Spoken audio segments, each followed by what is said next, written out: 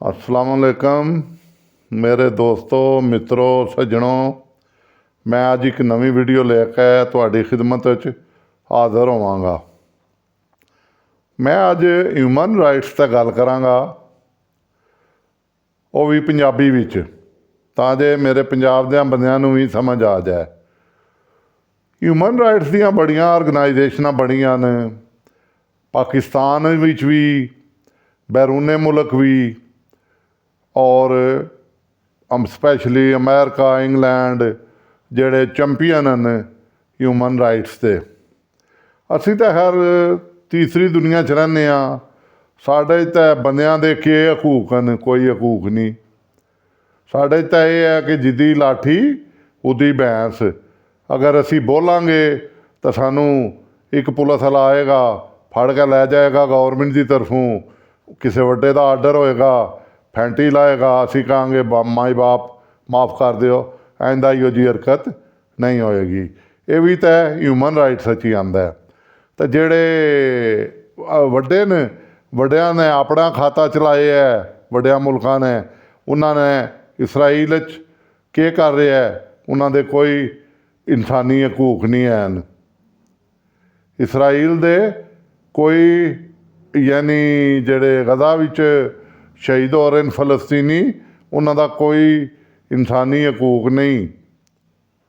ਉਹ ਜਾਨਵਰ ਹਨ, ਜਿਤਨੀ ਬੰਬਿੰਗ ਕਰਨ ਉਹਨਾਂ ਨੂੰ ਮਾਰਦੇ ਜਾਣ। ਕੋਈ ਹਿਊਮਨ ਰਾਈਟਸ ਦੀ ਕੋਈ ਆਰਗੇਨਾਈਜੇਸ਼ਨ ਨਹੀਂ ਬੋਲਦੀ। ਇਹੋ ਹਿਸਾਬ ਆਪਣੇ ਮੁਲਕ 'ਚ ਵੀ ਹੈ।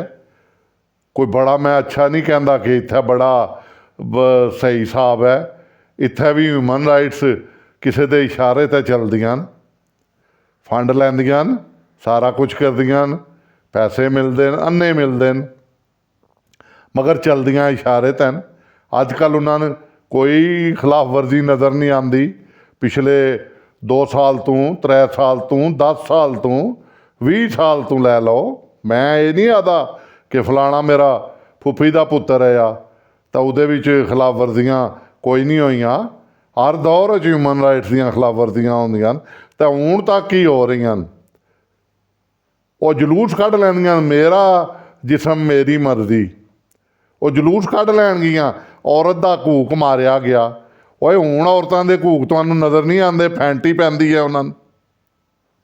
ਓਏ ਅੰਦਰ ਹੁੰਦੀਆਂ ਨੇ, ਉਸਲੇ ਤੁਹਾਨੂੰ ਨਜ਼ਰ ਨਹੀਂ ਆਉਂਦੇ। ਉਹ ਬਾਲਾਂ ਨੂੰ ਘਸੀਟਣ ਹੁੰਦੀਆਂ ਨੇ, ਉਸਲੇ ਤੁਹਾਨੂੰ ਨਜ਼ਰ ਨਹੀਂ ਆਉਂਦੇ। ਉਹ ਬੱਚੀਆਂ ਦੇ ਰੇਪ ਹੁੰਦੇ ਨੇ, ਉਸਲੇ ਤੁਹਾਨੂੰ ਨਜ਼ਰ ਨਹੀਂ ਆਉਂਦੇ। ਤੁਹਾਡਾ ਹਿਊਮਨ ਰਾਈਟਸ ਕਿੱਥੇ ਵੜ ਜਾਂਦਾ। ਤਾਂ ਜੇ ਤੁਹਾਡੇ ਨਾਲ ਇੱਕ ਗੱਲ ਕਰ ਛੋੜਿਆ ਕੋਈ ਮਰਦ, ਤਾਂ ਤੁਹਾਡਾ ਹਿਊਮਨ ਰਾਈਟਸ ਜਾਗ ਜਾਂਦਾ। ਕੱਟੇ ਬਾਲ ਫੈਸ਼ਨੀ ਤਾਂ ਬਾਹਰ ਆ ਜਾਂਦੀ ਹੋ, ਉਹਦੇ ਖਿਲਾਫ ਸ਼ੁਰੂ ਕਰ ਦਿੰਦੀ ਹੋ। ਅਸੀਂ ਤਾਂ ਹਿਊਮਨ ਰਾਈਟਸ ਦੇ, ਹੁਣ ਤੁਹਾਡੇ ਰਾਈਟਸ ਕਿੱਥੇ ਨੇ। ਉਹ ਮਰਦਾਂ ਨੂੰ ਫੈਂਟੀ ਪੈਂਦੀ ਹੈ ਪਈ, ਤੁਹਾਡੇ ਹਿਊਮਨ ਰਾਈਟਸ ਕੋਈ ਨਹੀਂ। ਉਹ ਚਲੋ ਗੱਦਾਰ ਵੀ ਹੋ ਸਨ, ਮੇਰੇ ਮੁਲਕ ਨਾਲ ਵਫਾਦਾਰ ਜਿਹੜੇ ਨਹੀਂ, ਉਹਨਾਂ ਦਾ ਤਾਂ ਠੀਕ ਹੈ, ਇਲਾਜ ਹੋ ਰਿਹਾ। ਉਹ 90% ਤਾਂ ਇਸ ਮੁਲਕ ਨਾਲ ਵਫਾਦਾਰ ਹਨ। ਉਹ ਗਰੀਬ ਨੂੰ ਵਫਾਦਾਰੀ ਤਾਂ ਦੱਸੋ, ਓਏ ਉਹਨੂੰ ਰੋਟੀ ਤਾਂ ਦਿਓ। ਹਿਊਮਨ ਰਾਈਟਸ ਦੇ ਗਾਣੇ ਸਾਰੀਆਂ ਗਾਉਂਦੀਆਂ। ਉਹ ਇਹ ਹੋ ਗਿਆ, ਅਸੀਂ ਬੜਾ ਹਿਊਮਨ ਰਾਈਟਸ ਦੀਆਂ। ਉਹ ਇਤਨੀਆਂ ਆਰਗੇਨਾਈਜੇਸ਼ਨਾਂ ਹਨ। ਉਹ ਕਈਆਂ ਨੇ ਮੈਨੂੰ ਹੀ ਕਿਹਾ, ਮੈਂ ਤੁਹਾਨੂੰ ਗੱਲ ਦੱਸਾਂ, ਉਹ ਸਰ ਜੀ ਤੁਸੀਂ ਵੀ ਜੁਆਇਨ ਕਰ ਲਓ। ਮੈਂ ਕਿਹਾ ਕੀ ਫਾਇਦਾ। ਉਹ NGO ਜੁਆਇਨ ਕਰ ਲਓ। ਮੈਂ ਕਿਹਾ ਦੱਸੋ ਫਾਇਦਾ। ਉਹ ਬੜੇ ਫਾਇਦੇ ਹੀ ਫਾਇਦੇ। ਇੱਕ ਸਕੂਲ ਬਣਵਾ ਛੋੜੋ, 2 ਸਕੂਲ ਬਣਵਾ ਛੋੜੋ, ਬਾਅਦ 'ਚ ਬਾਕੀ ਆਮਦਨ ਆਪਣੀ ਜੇਬ 'ਚ। ਅੱਛੇ ਬੰਦੇ ਐਨ ਇੱਥੇ ਵੀ, ਮੈਂ ਉਹਨਾਂ ਤੋਂ ਇਨਕਾਰ ਨਹੀਂ ਕਰਦਾ। NGO ਬਹੁਤ ਅੱਛੇ ਨੇ, ਜਿਹਦੀਆਂ ਮਿਸਾਲਾਂ ਮੇਰੇ ਕੋਲ ਮੌਜੂਦ ਹਨ, ਔਰ ਉਹਨਾਂ ਦਾ ਮੈਂ ਜ਼ਿਕਰ ਵੀ ਕਰ ਸਕਦਾ। ਮਗਰ ਮੈਂ ਜ਼ਿਕਰ ਨਾ ਕਰਦਾ ਕਿਉਂਕਿ ਉਹਨਾਂ ਨੂੰ ਹੀ ਨਜ਼ਰ ਨਾ ਲੱਗ ਜਾਏ। ਤਾਂ ਬੁਰਿਆਂ ਦਾ ਵੀ ਮਨ ਪਤਾ ਹੈ, ਜਿਹੜੇ ਫੰਡ ਵੀ ਲੈਂਦੇ ਨੇ ਔਰ ਚੁੱਪ ਕਰਕੇ ਖਾ ਜਾਂਦੇ ਨੇ।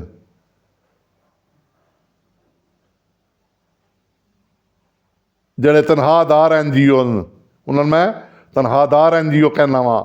ਪਾਕਿਸਤਾਨ 'ਚ ਬੇਸ਼ੁਮਾਰ ਨੇ। ਹਿਊਮਨ ਰਾਈਟਸ ਦਾ ਨਾਂ ਲੈ ਕੇ, ਬੰਦਿਆਂ ਦਾ ਨਾਂ ਲੈ ਕੇ ਕਰਦੇ ਕਰਾਂਦੇ ਕੁਝ ਨਹੀਂ ਹੈ। ਬਸ ਖਾਣ ਦੇ ਪਿੱਛੇ ਲੱਗੇ ਨੇ। ਤਾਂ ਮੇਰੇ ਦੋਸਤੋ, ਮੇਰੀਏ ਭੈਣੋ, ਭਰਾਓ, ਕੋਈ ਇਹੋ ਜਿਹਾ ਆਵੇ ਨਾ ਤੁਹਾਡੇ ਕੋਲ ਤਾਂ ਉਹਨੂੰ ਕਹੋ ਸਾਨੂੰ ਕੀ ਦੇਣਾ ਹੈ, ਸਾਡਾ ਕਿਹੜੀ ਵੈਲਫੇਅਰ ਕੀਤੀ ਏ। ਜਿਤਨਾ ਫੰਡ ਹੈ ਨਾ ਇਸ ਟਾਈਮ NGO ਔਰ ਹਿਊਮਨ ਰਾਈਟਸ ਵਾਲਿਆਂ ਕੋਲ, ਤੁਸੀਂ ਸੋਚ ਨਹੀਂ ਸਕਦੇ ਜਿੰਨੇ ਪੈਸੇ ਉਹਨਾਂ ਕੋਲ ਆਉਂਦੇ ਨੇ। ਅਗਰ ਉਹ ਕਰਜ਼ਾ ਵੀ ਉਤਾਰਨਾ ਚਾਹਣ ਤਾਂ ਤੁਹਾਡਾ ਉਤਾਰ ਸਕਦੇ ਨੇ। ਮਗਰ ਕੀ ਉਹਨਾਂ ਨੂੰ ਪਿੱਛੋਂ ਜਿਹੜੇ ਵੱਡੇ ਆਕਾ ਬੈਠੇ ਨੇ ਨਾ, ਉਹਨਾਂ ਦੀ ਤਰਫੋਂ ਬੜੀ ਹਦਾਇਤ ਹੈ ਕਿ ਤੁਸਾਂ ਫਲਾਣੀ ਜਗ੍ਹਾ ਖਰਚਾ ਕਰਨਾ, ਫਲਾਣੀ ਜਗ੍ਹਾ ਨਹੀਂ ਕਰਨਾ, ਗਰੀਬਾਂ ਨੂੰ ਤੁੰਨ ਕੇ ਰੱਖਣਾ। ਤਾਂ ਜਿਹੜਾ ਹੱਕ ਵਾਸਤੇ ਬੋਲੇ ਉਹਨੂੰ ਫੈਂਟੀ ਲਾਣੀ ਹੈ।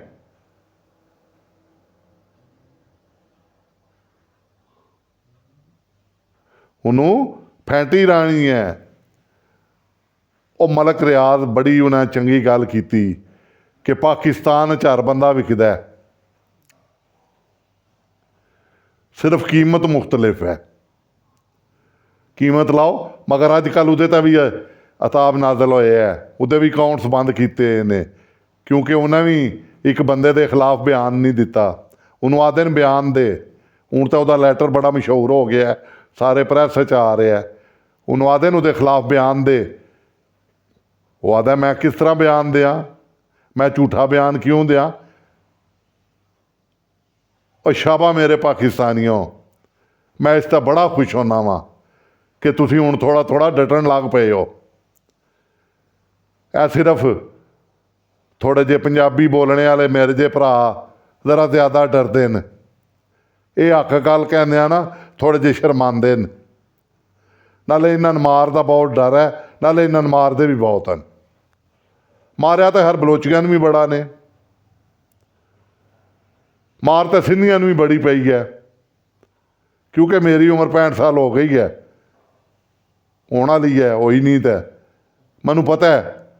ਸਿੰਧੀਆਂ ਨੂੰ ਵੀ ਇੱਕ ਮਰਦੇ ਮੋਮਨ ਮਰਦੇ ਆਕਾ ਆਇਆ, ਉਹਨੇ ਬੜਾ ਫੈਂਟੀ ਲਾਈ, ਵਿੱਚੇ ਪੰਜਾਬੀਆਂ ਨੂੰ ਵੀ ਲਾਈ, ਬੜੀ ਫੈਂਟੀ ਲਾਈ ਉਹਨੇ ਵੀ। ਉਸਲੇ ਵੀ ਹਿਊਮਨ ਰਾਈਟਸ ਗਾਇਬ ਹੈ, ਸਾਫੀ ਵੀ ਗਾਇਬ ਹੈ।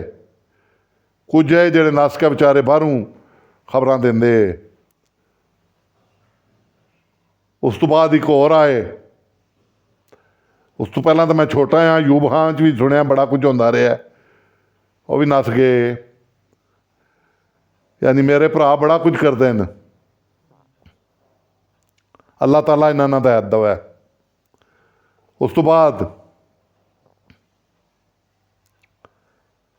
ਮੁਸ਼ਰਫ ਸਾਹਿਬ ਵੀ ਆਏ। ਉਹਨਾਂ ਨੇ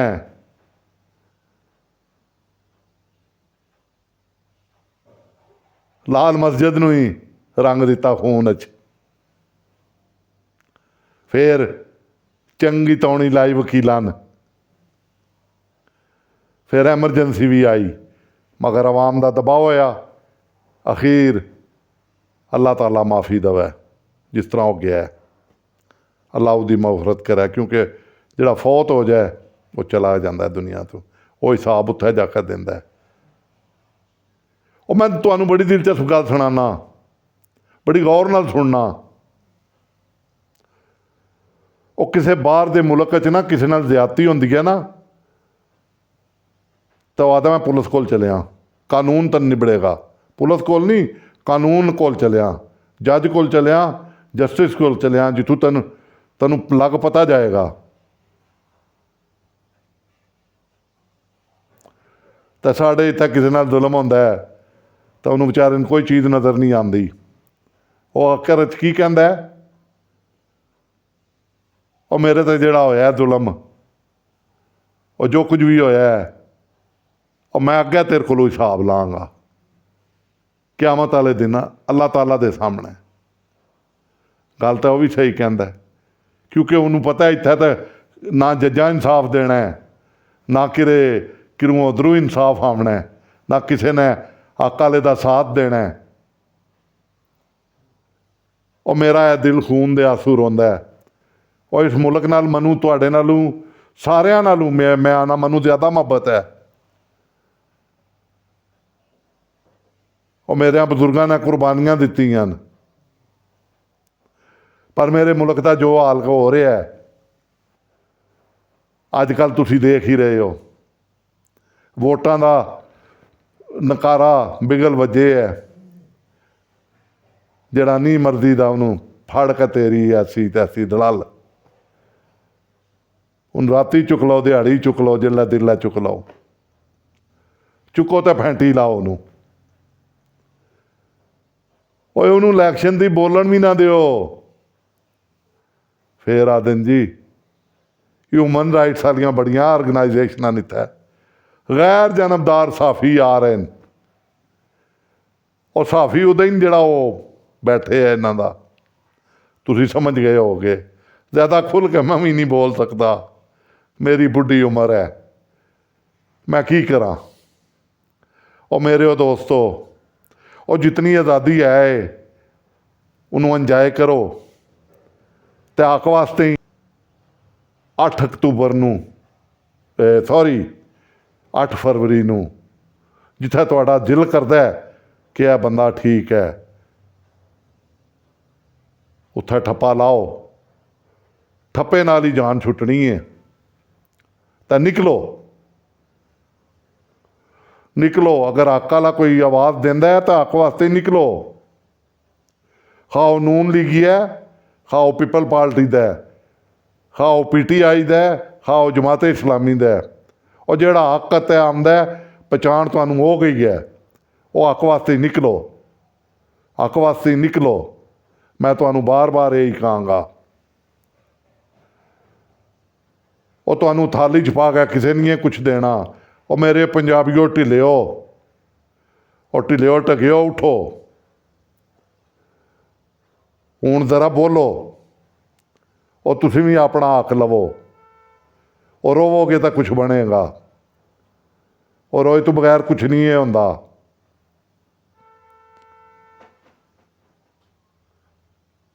ਹੁਣ ਮੈਂ ਇਜਾਜ਼ਤ ਚਾਹੁੰਦਾ ਵਾਂ।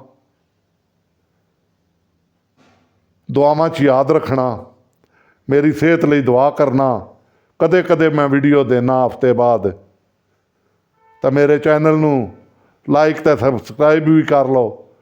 ਇਹ ਗੱਲਾਂ ਤਾਂ ਮੈਂ ਕਰਦਾ ਹੀ ਰਹਾਂਗਾ, ਭਾਵੇਂ ਅੱਗੋਂ ਕਿਹੜੀ ਹਕੂਮਤ ਆਉਂਦੀ ਹੈ ਅਤੇ ਕਿਹੜੀ ਨਹੀਂ ਆਉਂਦੀ, ਕਿਹੜੀ ਨਹਿਰਾਂ ਵਾਲੀ ਆਉਂਦੀ ਹੈ, ਕਿਹੜੀ ਸ਼ਹਿਦ ਦੇ ਫਲਾਂ ਵਾਲੀ ਆਉਂਦੀ ਹੈ, ਕਿਹੜੇ ਮੇਰੇ ਮੁਹੱਬੇ ਵਤਨ ਆਉਂਦੇ ਨੇ ਤਾਂ ਕਿਹੜੇ ਸਾਡੇ ਦੇ ਗਰੀਬ ਆਉਂਦੇ ਨੇ, ਤਾਂ ਕਿਹੜੇ ਗੱਦਾਰ ਆਉਂਦੇ ਨੇ, ਤਾਂ ਕਿਹੜੇ ਮੁਲਕ ਨਾਲ ਬਹੁਤ ਮੁਹੱਬਤ ਵਾਲੇ ਆਉਂਦੇ ਨੇ। ਪਰ ਮੈਨੂੰ ਤਾਂ ਮੁਹੱਬਤ ਹੈ ਮੁਲਕ ਨਾਲ ਵੀ, ਮੈਨੂੰ ਇਸ ਫੌਜ ਨਾਲ ਵੀ, ਮੈਨੂੰ ਇਹਨਾਂ ਸਿਆਸਤਦਾਨਾਂ ਨਾਲ ਵੀ, ਕਿਉਂਕਿ ਇਹ ਮੇਰੇ ਸਾਰੇ ਮੇਰੇ ਆਪਣੇ ਪਿਆਰੇ ਵਤਨ ਦੇ ਨੇ। ਪਰ ਇਹਨਾਂ ਨੂੰ ਸ਼ਰਮ ਕੋਈ ਨਹੀਂ ਇੱਕ ਦੂਜੇ ਤੋਂ ਆਉਂਦਾ। ਓਏ ਅਗਰ ਸ਼ਰਮ ਕਰ ਜਾਣ, ਓਏ ਅਗਰ ਇੱਕ ਹੋ ਜਾਣ, ਓਏ ਮੁਲਕ ਮੇਰਾ ਜੰਨਤ ਬਣ ਜਾਵੇ। ਅੱਲਾ ਤੁਹਾਡਾ ਹਾਮੀਓ ਨਾਸਰ ਹੋਵੇ। ਮੇਰੀ ਸਿਹਤ ਵਾਸਤੇ ਹੀ ਦੁਆ ਕਰਨਾ। ਅੱਲਾ ਤੁਹਾਨੂੰ ਇਤਨੀ ਖੁਸ਼ੀਆਂ ਦੇਵੇ, ਇਤਨਾ ਰੋਜ਼ਗਾਰ ਦੇਵੇ ਕਿ ਤੁਸੀਂ ਕਿਸੇ ਦੇ ਮੁਹਤਾਜ ਨਾ ਰਹੋ, ਔਰ ਮੇਰੇ ਮੁਲਕ 'ਚ ਲਾ ਐਂਡ ਆਰਡਰ ਇਤਨਾ ਅੱਛਾ ਹੋ ਜਾਏ ਜੇ ਮੈਨੂੰ ਇਹ ਰੋਣਾ ਨਾ ਪਵੇ। ਸ਼ੁਕਰੀਆ ਮੇਰੇ ਦੋਸਤੋ। ਅੱਲਾ ਹਾਫਿਜ਼।